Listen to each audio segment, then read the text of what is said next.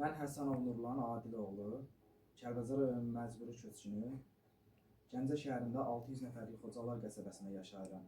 Bu çəkilişi çəkməkdə cənab prezidentimiz İlham Əliyevə müraciətimdir və cənab Rövşən Rızayevə. Buradan sizə xahiş edirəm, cənab prezidentimiz, cənab Rövşən Rızayev. Mən Gəncə şəhərində 600 nəfərlik qəsəbədə yaşayıram, Xocalar qəsəbəsində.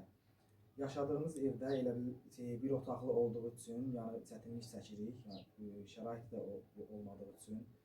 Buradan sizə xahişim budur ki, məni Ağdərə rayonunun kəndlərində məskunlaşmağımı sizdən xahiş edirəm. Çapar kəndi, ondan sonra Həsən Reis Vəng kəndində yaşamağımı sizdən xahiş edirəm, yəni mənə oradan ev vermək üçün. Buradan çox sizdən xahişim budur ki, məni orada evlə təmin edəsiniz. Bu çəkilişi çəkməkdə məqsədim odur ki, buradan cənab prezidentimiz İlham Əliyevə və cənab Rövşən Rızayevə buradan xahiş edirəm.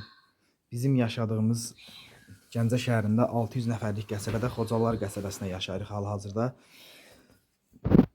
Yaşamağımız burada çətin olmağın odur ki, bir otaqlıdır evimiz, çətinlik çəkirik.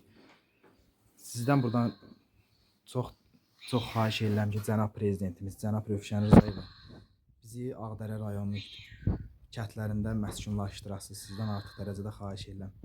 Sevgi, İlham babadan nə istəyirsən? Otaqlı Ağdərədən ev istəyirəm.